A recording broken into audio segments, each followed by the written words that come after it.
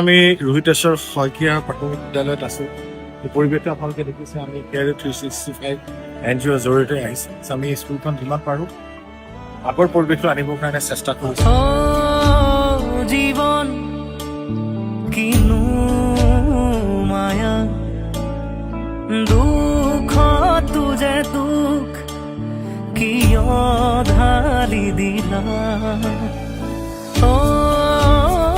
জীবন কিনো মায়া, দুখ তুজে দুখ ঢালি দিলা।